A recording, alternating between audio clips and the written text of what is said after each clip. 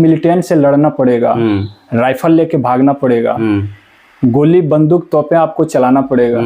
इसके लिए आपका दिल और दिमाग दोनों मजबूत चाहिए। तो इसीलिए बोला जाता है कि आप जोश को हाई रखिए और बिल्कुल आइए। हाय नमस्कार साथियों, अभी इस समय घोरथमा ओपी क्षेत्र ग्राम पंचायत अरखांगो में हूँ और हमारे पास हैं जवान सीआरपीएफ राजेश जी। राजेश जी, आपका बहुत बहुत स्वागत है हमारे इस वीडियो में। और आप देश का सेवा कर रहे हैं, इससे गर्व की बात क्या हो सकती है। देखिए, मैं सबसे पहले ये कहना चाहता हूँ जी कि आप जो यहाँ पे आए जी, मैं आपको धन्यवाद देता हूँ कि सोशल मीडिया के माध्यम से लोगों को आप जागरूक करते हैं जी। इसमें से बहुत सारे युवा इसे वीडियो को देख के प्रेरित होंगे, कुछ सीखेंगे, प्रेरित होंगे जी, जागरूक होंगे जी। और बताना मैं ये चाहता हूँ कि काफ़ी लंबी समय के बाद जब मैं हजारीबाग में पढ़ाई करता था तो 2009 ईस्वी के बाद जी मैं हजारीबाग गया जी, और वहाँ पे कंटिन्यू 2020 तक मैं अपना पढ़ाई किया। 2009 से मतलब 2020 तक कंटिन्यू मैंने वहाँ पे पढ़ाई किया। मतलब ये आपका संघर्ष का दौर था कि हजारीबाग में 2009 से लेकर 2020 तक आपने स्ट्रगल ही किया, केवल संघर्ष ही किया। तो वहाँ की आप यानी कि क्षतिपूर्ति, वहाँ की आपकी जो व्यवस्था थी माने कि कुछ राशि वगैरह की, तो वो आप किस तरह से एडजस्ट करते थे राजेश जी? देखिए, इसमें मेरा माता पिता का बहुत बड़ा योगदान था जी। मुझे माता पिता ने बहुत कोऑपरेट किया और मुझे कुछ ऐसा लगा कि हमें भी कुछ करना चाहिए, तो मैं पढ़ाई के साथ साथ होम ट्यूशन ज्वाइन किया। होम ट्यूशन में हम होम ट्यूशन पढ़ाते थे। 6 to 10 के बच्चों को मैंने होम ट्यूशन घर जा के पढ़ाई किया, पढ़ाते थे। हाँ, बीच में हमको ऐसा लगा कि ये मेरा जिंदगी का सफलता, जिंदगी को आगे बढ़ाने के लिए ये मेरा कोई फिक्स मतलब नहीं है। जिंदगी जीने के लिए हमें और कुछ करना चाहिए। तो मन में ये आने की आप जब भी आप मतलब होम ट्यूशन कर रहे थे, आपके अंदर एक लक्ष्य होगा स्थापित आपके दिलो दिमाग में कि नहीं हमको और कुछ करना है। उस समय ही आपका माइंड में आया था कि नहीं हमको मतलब बड़ा होके सीआरपीएफ में ही जाना है।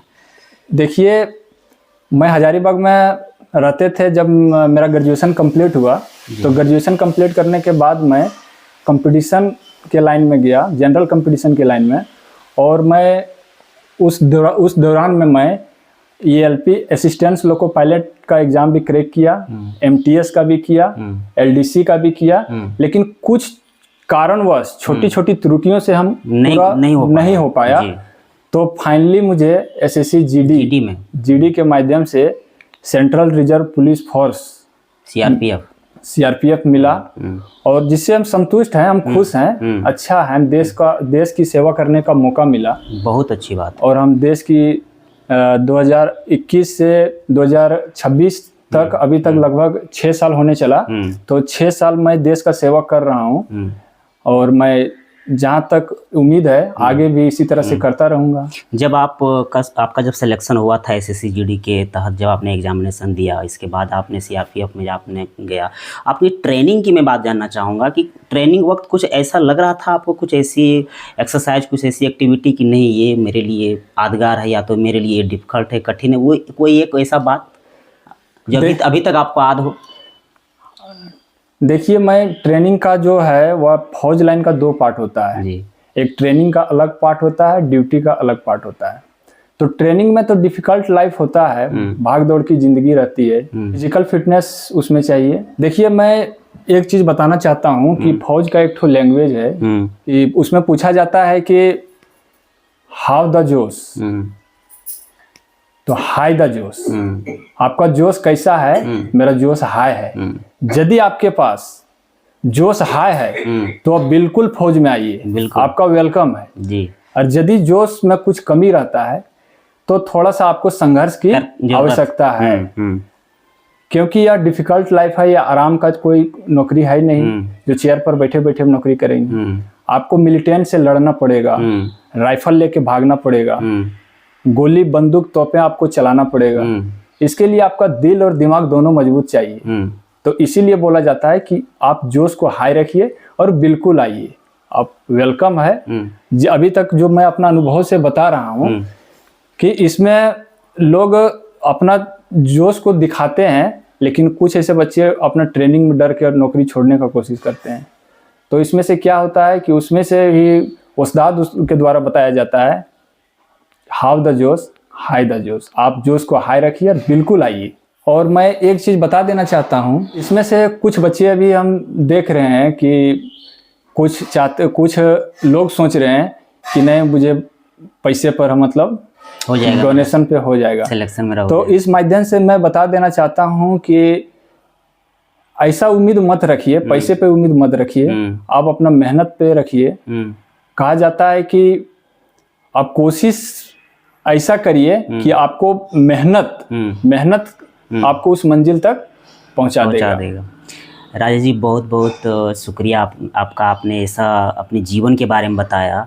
2009 से लेकर 2020 तक आपने हजारीबाग में स्ट्रगल किया।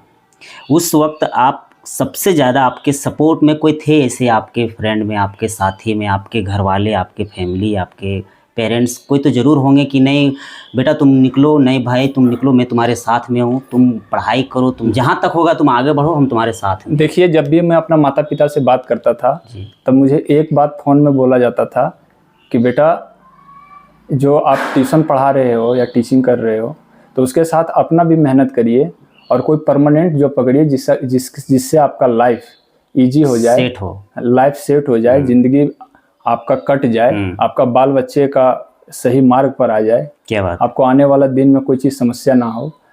ये दुनिया का रीति रिवाज है कि एक दिन माता पिता अपने बच्चे को छोड़ के चल जाते हैं, लेकिन कहावत है कि गार्जियन जो है बच्चे से गार्जियन, और वही बच्चे एक दिन गार्जियन बनेगा। जिसमें आप गार्जियन बनोगे तो अभी अच्छा मेहनत करोगे, अच्छा स्ट्रगल करोगे, अच्छा पढ़ाई करोगे, अच्छे जगह पे जाओगे तो आप गार्जियन की भूमिका अच्छे से निभा पाओगे। आप अपने बाल बच्चों को अच्छे मार्ग दिशा दोगे।